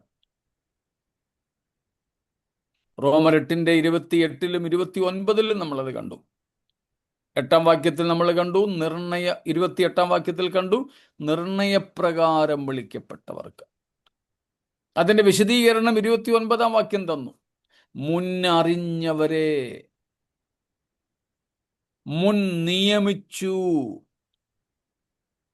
അവരെ വിളിച്ചു. കണ്ടോ? അപ്പോൾ നമ്മളെ വിളിക്കണമെന്നുള്ള പദ്ധതി കർത്താവ് തയ്യാറാക്കിയത് നിത്യതയിലാണെന്ന്. സ്തോത്രം. അതാണ് അവിടെ പറയുന്നത്. ദൈവത്തിൻ്റെ പദ്ധതി പ്രകാരം, ഉദ്ദേശപ്രകാരം, നിർണയപ്രകാരമുള്ള വിളി. സ്തോത്രം. 2 തിമോഥെയോസ് 1:9 വാക്യത്തിലും അങ്ങനല്ലേ പറയുന്നത്? നമ്മൾ ആദ്യം വായിച്ച വാക്യം ഒന്നും കൂടെ വായിച്ചോളൂ. 3 കാര്യങ്ങൾ അതേ വാക്യത്തിൽ നിന്ന് നമുക്ക് ലഭിച്ചു. അവൻ നമ്മെ രക്ഷിക്കുകയും വിശുദ്ധ വിളി കൊണ്ട് വിളിക്കുകയും ചെയ്തത് നമ്മുടെ പ്രവൃത്തികൾ നിമിത്തമല്ല, സകല കാലത്തിനും മുമ്പേ ക്രിസ്തുവേശുവിൽ നമുക്ക് നൽകിയിരിക്കുന്നതും ഇപ്പോൾ മരണം നീക്കുകയും സുവിശേഷം കൊണ്ട് ജീവനും അക്ഷയതയും വെളിപ്പെടുത്തുകയും ചെയ്ത നമ്മുടെ രക്ഷിതമായ ക്രിസ്തുവേശുവിന്റെ പ്രത്യക്ഷതയാൽ വെളിപ്പെട്ടിരിക്കുന്നതുമായ തന്റെ സ്വന്തം നിർണയത്തിനും കൃപയ്ക്കും ഒത്തവണ്ണം അത്രേ. സ്തോത്രം. അപ്പോൾ 9-ഉം 10-ഉം കൂടെ ചേർത്ത് എഴുതിക്കോളൂ. മുമ്പേ നമ്മൾ കൃപയ്ക്കും ഈ വാക്യം എടുത്തായിരുന്നു. ആദ്യം വായിച്ചത് കൊണ്ട് ഇത് വായിക്കാതെ അങ്ങ് വിട്ടതു. സ്തോത്രം. അപ്പോൾ ദൈവം നമ്മെ വിളിച്ചത്, ആ വാക്യങ്ങൾ 2, 9-ഉം 10-ഉം വാക്യങ്ങൾ നമുക്ക് ഇംഗ്ലീഷിൽ എനിക്ക് 9-ാം വാക്യത്തിൽ തന്നെ ഇതിൽ 3 ഉണ്ട്. മലയാളത്തിൽ 9-ഉം 10-ഉം കൂടെ വേണം. നമ്മെ വിളിച്ചത് വിശുദ്ധ വിളി കൊണ്ടാണ്. ഈ വാക്യം അനുസരിച്ചാണേ നമ്മൾ എഴുതിയത്. 2, കൃപയ്ക്കൊത്തവണ്ണവും നിർണയത്തിനൊത്തവണ്ണമാണ്. എപ്പോഴാണെന്നും കൂടെ ആ വാക്യത്തിൽ പറയുന്നുണ്ട്. സകല കാലത്തിനും മുമ്പേ. സകല കാലത്തിന് മുമ്പേ. സകല കാലത്തിന് മുമ്പേ എന്നുള്ളതിൻ്റെയൊക്കെ അർത്ഥം നമ്മൾ ഒത്തിരി പ്രാവശ്യം പഠിച്ചിട്ടുള്ളത് കൊണ്ട് ഇവിടെ ആവർത്തിക്കുന്നില്ല. എന്നിട്ടും ആർക്കെങ്കിലും മനസ്സിലാകാതെ ഉണ്ടെങ്കിൽ ഒന്ന് കമന്റ് ചെയ്യുകയോ ചോദിക്കുകയോ ചെയ്യാം. സ്തോത്രം. സകല കാലത്തിനും മുമ്പേ. സ്തോത്രം. അപ്പോൾ ദൈവത്തിൻ്റെ വിളി, ദൈവത്തിൻ്റെ നിർണയപ്രകാരം. നിർണയം എന്നതിൻ്റെ ഉത്തരം അല്ലെങ്കിൽ അർത്ഥം നമ്മൾ കഴിഞ്ഞ ദിവസം കണ്ടു. ദൈവത്തിൻ്റെ ഉദ്ദേശം, തീരുമാനിച്ചുറപ്പിച്ച ഉദ്ദേശം എന്ന്. സ്തോത്രം. നിർണയം. God's purpose. He planned and finalized. സ്തോത്രം. തീരുമാനിച്ച് ഉറപ്പിച്ച ദൈവിക നിർണയം. ഇതുവരെയുള്ളതിൽ എന്തെങ്കിലും ചോദ്യങ്ങളുണ്ടോ?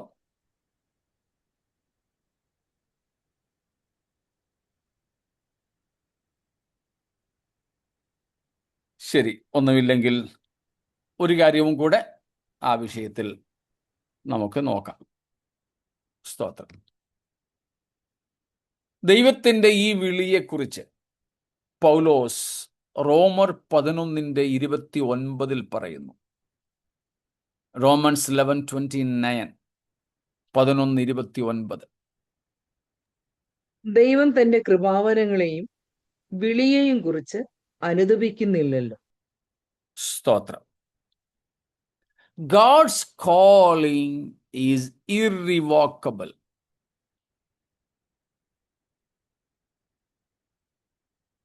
Irrevocable. എല്ലാ ഇംഗ്ലീഷ് വേർഷൻസിലും ആ പദമാണോ ഉപയോഗിച്ചിരിക്കുന്നത്?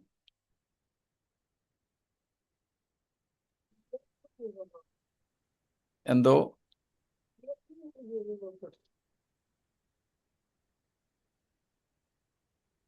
കേട്ടില്ല. KJV without repentance. ഓക്കെ. മറ്റ് പലതിലും ഇറിവോക്കബിൾ എന്ന് തന്നെയാണ്. Without repentance. KJV also irrevocable. Okay, irrevocable. ESV-യിലും അങ്ങനെ തന്നെ. സ്തോത്രം. അനുദപിക്കുന്നില്ല. KJV-യുടെ അതേ ഭാഷാന്തരമാണ്. Without repentance. സ്തോത്രം. അവിടെ ഇസ്രായേൽ മക്കളോടുള്ള ബന്ധത്തിലാണ് പറയുന്നത്. ദൈവം നമ്മെ വിളിച്ചു. ദൈവം ഒരുവനെ വിളിച്ചാൽ ദൈവം ആ വിളി ക്യാൻസൽ ആക്കുന്നില്ല. അയ്യോ, ഇവനെ വിളിച്ചു പോയല്ലോ എന്ന് കർത്താവിന് സങ്കടമില്ല. വിളിക്കണ്ടായിരുന്നു എന്ന് തോന്നലില്ല. പിന്നെ ആ വിളിയെ കർത്താവ് ക്യാൻസൽ ആക്കുന്നതില്ല. കൃപാവരങ്ങളെക്കുറിച്ചും അതങ്ങനെ തന്നെയാണെന്ന് അവിടെ പറഞ്ഞിരിക്കുന്നത്. നമ്മൾ ഈ വാക്യത്തിൽ നിന്ന് ചില ചോദ്യങ്ങൾക്ക് ഉത്തരം പണ്ട് കണ്ടിട്ടുണ്ട്. ഓർമ്മ കാണുമായിരിക്കും പഴയവർക്ക്. സ്തോത്രം.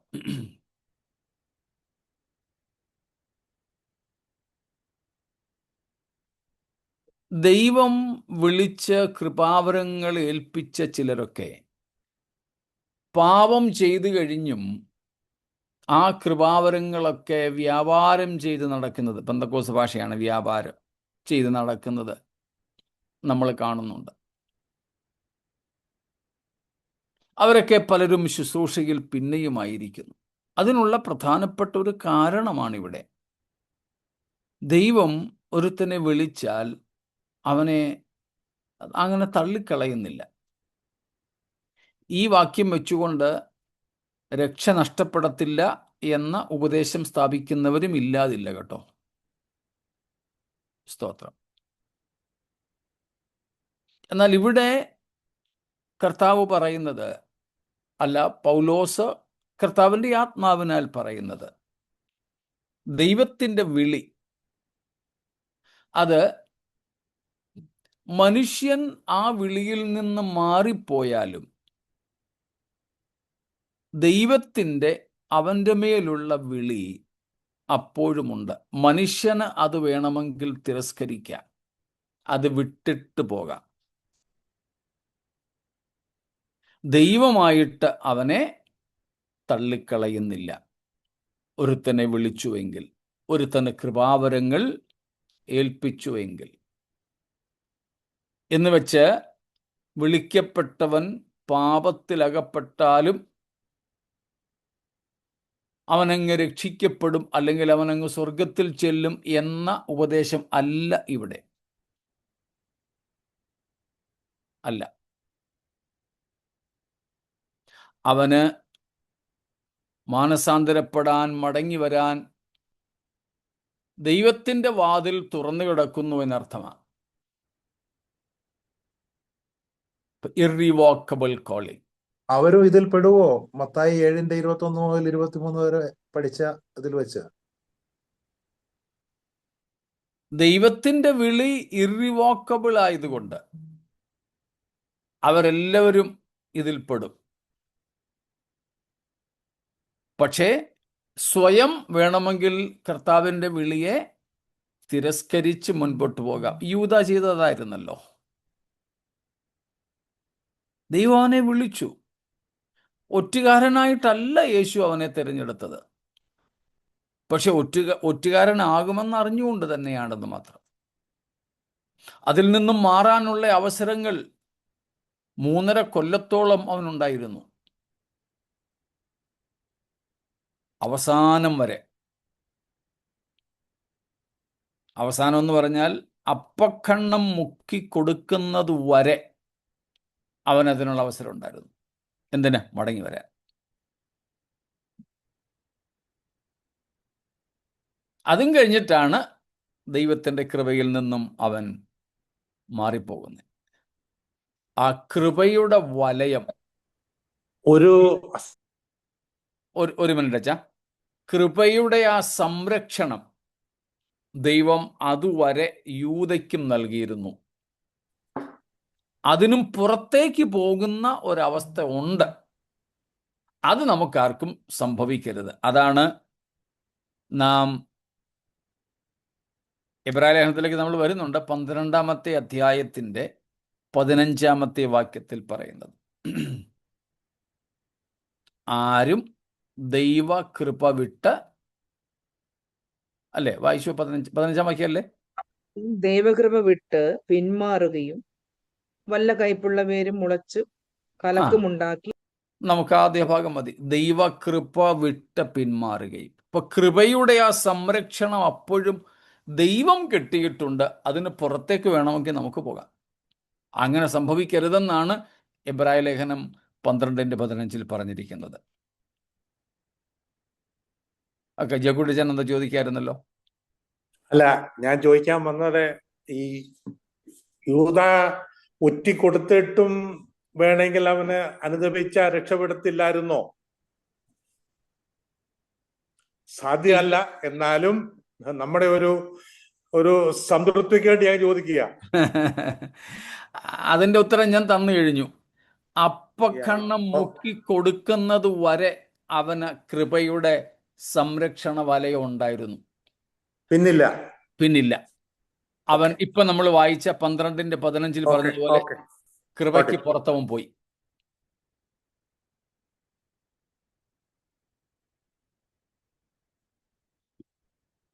മറ്റൊരു ചോദ്യം വന്നത്, യൂദ ഒറ്റിക്കൊടുത്തില്ലായിരുന്നെങ്കിൽ പിന്നെ എങ്ങനെ സംഭവിച്ചേനെ? യൂദ ഒറ്റിക്കൊടുക്കുന്നത് നമ്മുടെ രക്ഷാപദ്ധതിയിൽപ്പെട്ട കാര്യമല്ല. യൂദ എന്നല്ല, വേറെ ആരൊറ്റിക്കൊടുത്താലും വേണ്ട. ഇനി ആരും ഒറ്റിക്കൊടുക്കണ്ട. യേശുവിനെ ക്രൂശിക്കുക എന്ന് മാത്രമേ ഉള്ളൂ. ഒറ്റിക്കൊടുപ്പ നിത്യപദ്ധതിയുടെ രക്ഷാപദ്ധതിയിൽ പെടുന്ന കാര്യമല്ല. അതുകൊണ്ട് അവൻ ഒറ്റിക്കൊടുത്തില്ലായിരുന്നെങ്കിലും ക്രിസ്തു ക്രൂശിക്കപ്പെട്ടേനെ. ഒറ്റിക്കൊടുത്തില്ലായിരുന്നെങ്കിലും അവിടെ വന്ന് ചോദിച്ചാൽ യേശു ആരാണെന്ന് അവർക്ക് അറിയാൻ സാധിക്കുമായിരുന്നല്ലോ. തീർച്ചയായിട്ടും. യൂദ ഒറ്റിക്കൊടുത്തതല്ല നമ്മുടെ രക്ഷയ്ക്ക് കാരണം. യേശു ക്രിസ്തു മരിച്ചതാ. അത് സംഭവിച്ചാൽ മാത്രം മതിയായിരുന്നു. അതിന് ഈ മുഖാന്തരങ്ങളൊന്നും വേണ്ടായിരുന്നു. അതുകൊണ്ട് യൂദ ഒറ്റിക്കൊടുക്കുക എന്നുള്ളത് അവിടെ ഒരു it's not a matter at all. Because this betrayal was not the part and participle of redemptive plan of God. Redemptive plan, unchangeable redemptive plan was Christ's propitiatory death, atoning death on the cross. It was not necessary that somebody should betray Jesus. Only thing, he had to be crucified. That would have happened.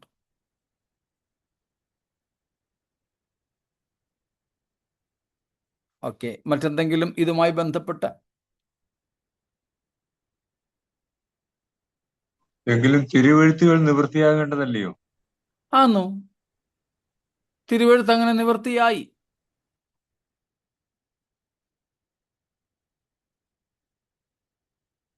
ഒറ്റുകാരനെ കുറിച്ചും അവന്റെ കാര്യങ്ങളെക്കുറിച്ചും ഒക്കെ തിരുവെഴുത്ത് നേരത്തെ തന്നെ ദൈവത്തിന്റെ മുൻ അറിവിൻ പ്രകാരം എഴുതി വെച്ചു എന്ന് മാത്രം.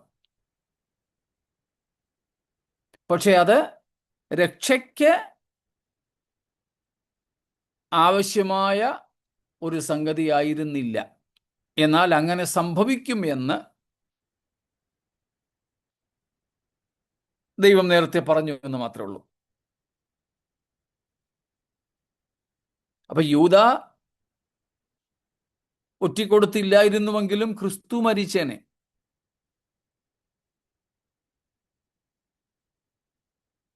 ക്രിസ്തുവിന് മാത്രമേ അറിയാമായിരുന്നുള്ളൂ തിരുവെഴുത്തുകൾ പറഞ്ഞ ആ ഒറ്റുകാരൻ ആരാണെന്ന്.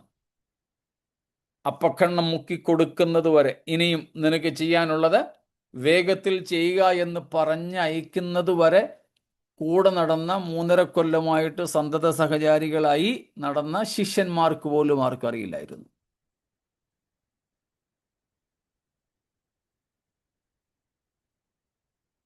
അപ്പോൾ ദൈവത്തിൻ്റെ മുന്നറിവിൻ പ്രകാരം തിരുവെഴുത്തുകൾ, പ്രവചനങ്ങൾ ഉണ്ടായിരുന്നു. ആ പ്രവചനങ്ങൾ ഒന്നായിരുന്നു ഇത് തീർച്ചയായിട്ടും. അപ്പോഴും പക്ഷേ അവനെ ദൈവത്തിൻ്റെ കൃപയുടെ സംരക്ഷണ വലയത്തിൽ ഇങ്ങനെ നിർത്തിയിരുന്നു. ആ സംരക്ഷണ വലയം സകല മനുഷ്യർക്കും, പിശാചുക്കൾക്കില്ല, ദൂതന്മാർക്കില്ല, സകല മനുഷ്യർക്കും വേണ്ടി ദൈവം കിട്ടിയിട്ടുണ്ടായിരുന്നു. സ്തോത്രം.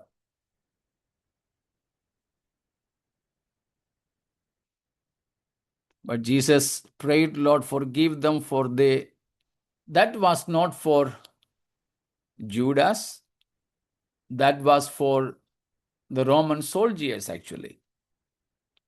That prayer was meant not for Judas, but for Roman soldiers. And also, that prayer doesn't cancel their punishment.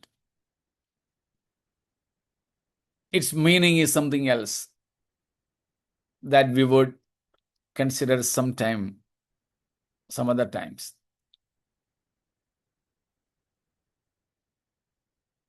Stotram.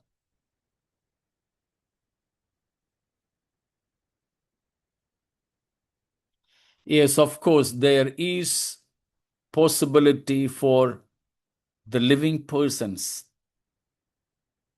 who are already exit from the grace of God.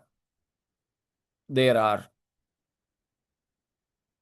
just as we read from 12:15 Hebrews, that was about the living people themselves. ഇപ്പോൾ ജീവനോടിരിക്കുന്നവരിൽ പോലും ദൈവത്തിൻ്റെ കൃപയുടെ സംരക്ഷണത്തിന് പുറത്തുപോയവർ ഉണ്ടായിരിക്കുമോ എന്നാണ് ചോദ്യം. ഉണ്ടായിരിക്കും. ഉദാഹരണമാണ് യൂദായുടെ കാര്യം നമ്മൾ പറഞ്ഞത്. പഴയ നിയമത്തിൽ ആദ്യത്തെ അങ്ങനത്തെ വ്യക്തി കയീനാണ്. ശൗൽ രാജാവുണ്ട്.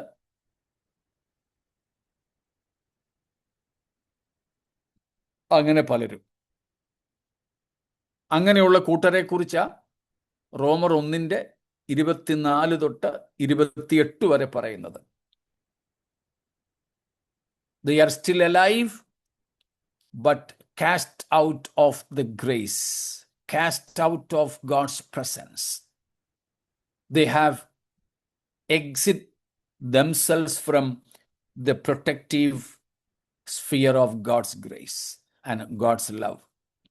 ദൈവത്തിൻ്റെ കൃപയുടെയും സ്നേഹത്തിൻ്റെയും പരിരക്ഷിത വലയത്തിന് പുറത്ത് തങ്ങളെ തന്നെ എത്തിച്ച പലരും ഇന്നും ജീവനോടെ ഇരിക്കുന്നുണ്ടെന്നുള്ളതാണ് വളരെ അപകടകരമായ കാര്യം. ആ കൂട്ടത്തിൽ നാം ആരും പെട്ടുപോകരുത്. നാം ഭയപ്പെടേണ്ട ഒരു വിഷയമാണത്. നമുക്കാവശ്യമായ ഭയത്തിലെ ഒരു വിഷയമാണത്. ഇസ്രായേൽ മക്കളും 40 വർഷം, അതിലെ 38 വർഷം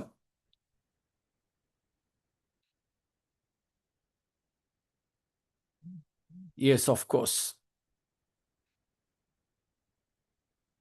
38 വർഷം മരുഭൂമിയിൽ മരിച്ചുപോയ സകല ജനതയും ദൈവത്തിൻ്റെ സംരക്ഷിത വലയത്തിന് പുറത്തു പോയിട്ട് ജീവിച്ചിരുന്നവരാ.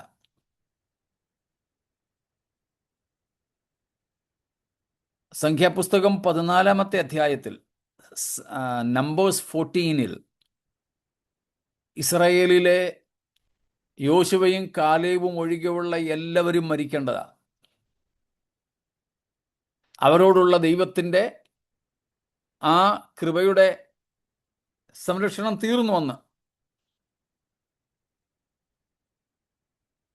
14:34 എനിക്ക് തോന്നുന്നു.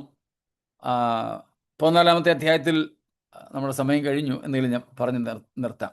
അവിടെ പറയുന്നു, സ്തോത്രം, ഞാൻ കേൾക്കെ ഇസ്രായേൽ മക്കൾ പറഞ്ഞതുപോലെ തന്നെ ഞാൻ ചെയ്യും.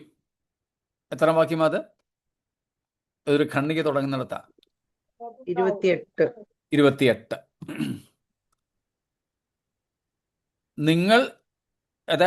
നിങ്ങൾ ഞാൻ കേൾക്ക പറഞ്ഞതുപോലെ തന്നെ ഞാൻ ചെയ്യും. എന്താ ചെയ്യുന്നേ? നിങ്ങളുടെ ശവങ്ങൾ ഈ മരുഭൂമിയിൽ വീഴും. നിങ്ങളുടെ കൊള്ളയായി തീരുമെന്ന് പറഞ്ഞ് നിങ്ങളുടെ മക്കൾ കനാനിൽ പ്രവേശിക്കും. പക്ഷേ ഒറ്റയടിക്ക് കൊന്നോ അവരെ? ഇല്ല. അടുത്ത 38 വർഷം അവർ ജീവിച്ചിരുന്നു. ഇൻസ്റ്റാൾമെൻ്റായിട്ടാണ് അവർ ചത്തത്, ഗഡുക്കളായിട്ടാണ് മരിക്കുന്നത്. പക്ഷെ അവർ ജീവിച്ചിരുന്നപ്പോഴും ദൈവകൃപയുടെ സംരക്ഷണം തീർന്നതാണ്. സ്തോത്രം. തീർച്ചയായും നാം സകലരോടും സുവിശേഷം അറിയിക്കേണ്ടതുണ്ട്. അതുകൊണ്ടാണ് അറിയിച്ചില്ലെങ്കിൽ ഉത്തരവാദിത്വം നമ്മുടെ മേല. അവരുടെ രക്തത്തിൻ്റെ വില നമ്മോട് കർത്താവ് ചോദിക്കും. സ്തോത്രം.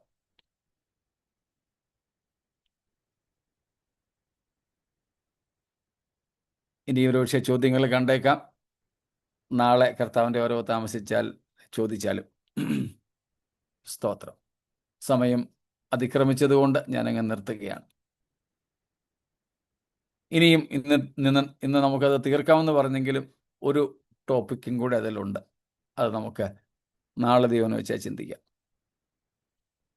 ഇപ്പോൾ കർത്താവ് നമ്മെ വിളിച്ച വിളിയുടെ പ്രത്യേകതകളാണ് നമ്മൾ ഇതുവരെ നോക്കിയത്. സ്വർഗീയ വിളി, വിശുദ്ധ വിളി, പരമമായ വിളി, കൃപയാലുള്ള വിളി, പ്രത്യേക അനാദി നിർണയപ്രകാരമുള്ള വിളി, മനസ്താപമില്ലാത്ത വിളി. ആ വിളിയാൽ കർത്താവ് നമ്മെ വിളിച്ചു. യേശുവിൻ്റെ ക്രൂശിലെ രക്തത്താൽ നമ്മെ ശുദ്ധീകരിച്ച് നമ്മെ തന്നെ മക്കളാക്കി. വിളിച്ചത് നമ്മുടെ കർത്താവിനോട് അനുരൂപപ്പെട്ട് നമ്മുടെ കർത്താവ് വസിക്കുന്നയിടത്ത് അവനോട് കൂടെ വസിപ്പാനാണ്. ആ ലക്ഷ്യബോധത്തോടെ നമുക്ക് ജീവിക്കാം, നമ്മെ തന്നെ സമർപ്പിക്കാം. ഈ വചനങ്ങളാൽ ദൈവം നമ്മെ അനുഗ്രഹിക്കുമാറാകട്ടെ.